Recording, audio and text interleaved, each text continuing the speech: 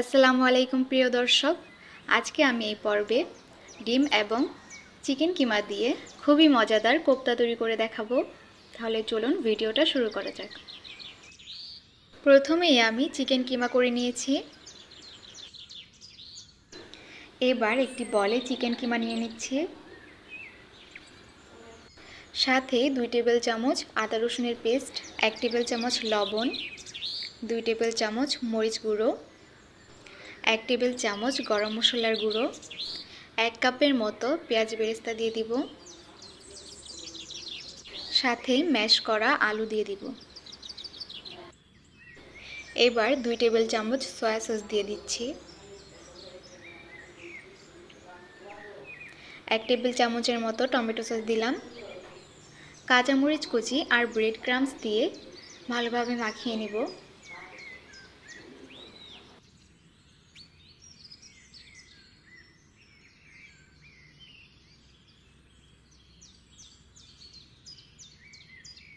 এখন কোপ্তা তৈরি করে নিচ্ছি।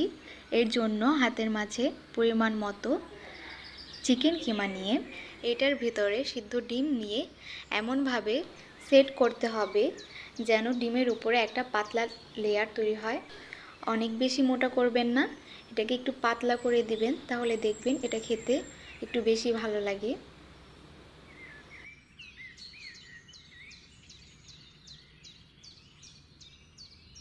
আমি 8টি ডিমের কোপ্তা তৈরি করেছি এবং বাকি যে কিমা রয়ে গেছে সেগুলো দিয়ে চপ বানিয়ে নিয়েছি এভাবে।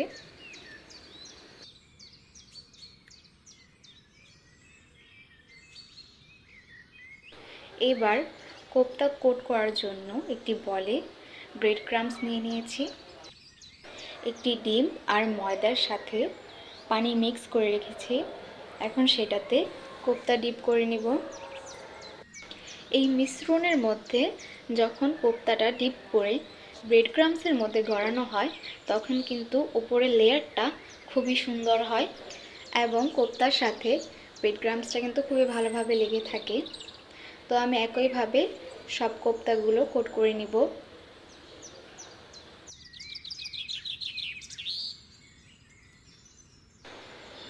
এই কোপ্তাটা কিন্তু ডুবো তেলে ভাজতে হবে।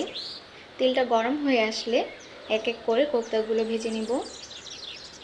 তবে চুলার তাপ কিন্তু এই পর্যায়ে মিডিয়াম টু লো হিটে থাকবে, হাই ফ্লেমে রাখবেন না, তাহলে কিন্তু দ্রুত কালার চলে আসবে, ভেতরের কিমাটা সিদ্ধ হবে না।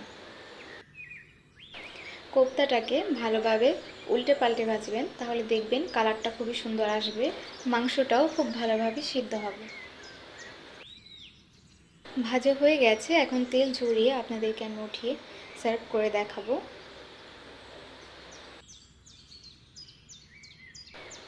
শব্দ শুনেই আপনারা বুঝতে পারবেন এটা কতটা ক্রিস্পি হয়েছে এবং ভিতর দিয়ে সফট হয়েছে।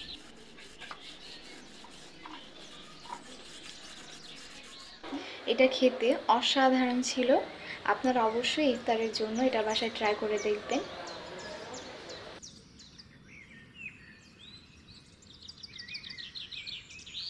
আশা করি আপনাদের কাছে ভিডিওটা ভালো লেগেছে।